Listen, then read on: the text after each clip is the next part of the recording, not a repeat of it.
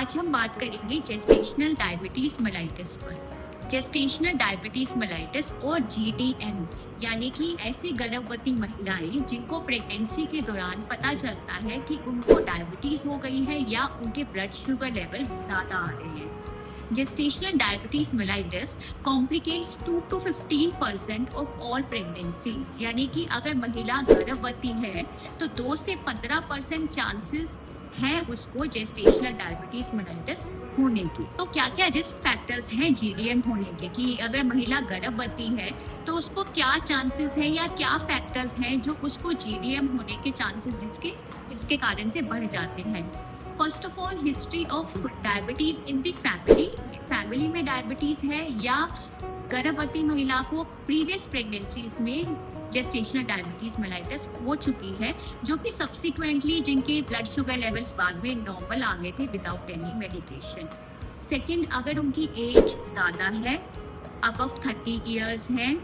Third, अगर वो obese है, बॉडी वेट उनका ज़्यादा है, या अगर प्रीवियस प्रेगनेंसी में हिस्ट्री है लार्ज बेबी की होने की, जिसको हम मैक्रोसोमिया बोलते हैं, मैक्रोसोमिया और लार्ज बेबी होने की अगर उनकी हिस्ट्री रह चुकी है तो। Why it is important to discuss gestational diabetes mellitus?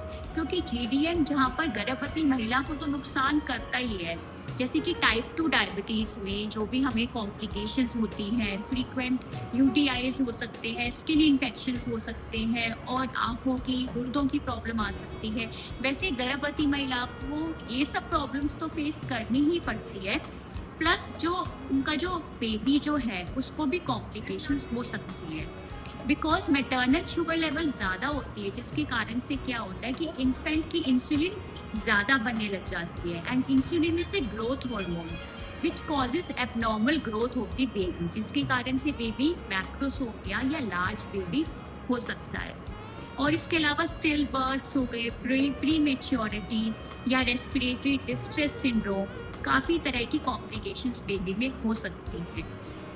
कुछ कंजेनाइटल मैलफॉर्मेशंस भी हैं जिनके चांसेस ज़्यादा हो जाते हैं इन केसेस ऑफ जीडीएम। तो गर्भवती महिलाओं को हमें क्या एडवाइस करना, अगर हमें पता चल जाता है कि उनको जेस्टेशनल डायबिटीज़ मेलाइटिस हो गई है तो हमें उन्हें कैसे एडवाइस करना है। कि एक तो आपको अपने डॉक्टर को, फिजिशियन को आपको फ्रीक्वेंटली दिखाना है, आपको टाइम टू टाइम जब भी वो आपको बुलाते हैं तो आपको चेकअप्स के लिए आना है, क्योंकि हमें ब्लड शुगर लेवल्स को कंट्रोल में करने की बहुत ज़्यादा ज़रूरत है। डाउन भी नहीं जानी चाहिए शुगर, ऐसा भी ना हो कि बिल्कुल ही कम हो जाए शुगर, और अगर शुगर लेवल ज़्यादा रहेगी तो चांसेस रहेंगे होने वाले बच्चे पर दुष्प्रभाव पड़ने। और जीडीएम के केसेस में माँ का अल्ट्रासाउंड भी बहुत फ्रीक्वेंटली करवाया जाता है, क्योंकि ये देखना होता है कि होने वाले बच्चे पे कोई जीडीएम का कोई असर तो नहीं पड़ रहा, उसकी ग्रोथ पे कोई असर तो नहीं पड़ रहा, कोई मैलफॉर्मेशंस तो नहीं डेवलप हो रही है। अब हम बात करेंगे treatment of gestational diabetes mellitus.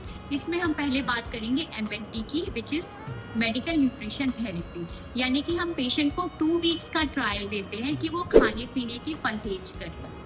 इसमें क्या होता है कि कैलोरीज, अब हम बात करेंगे treatment of gestational diabetes mellitus की। First of all is MNT which is medical nutrition therapy. हम पेशेंट को न्यूट्रिशन एडवाइस करते हैं कि उसका total calories should be 30 to 45 kilo calories पर केजी बॉडी वेट होना चाहिए, जिसमें से 50% should be from the carbohydrates.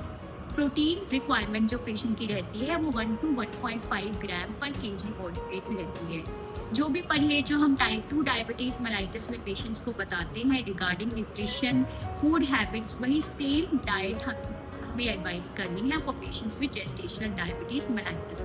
Calories होनी चाहिए as I said 30 to 45 kilo calories पर केजी बॉडी वेट।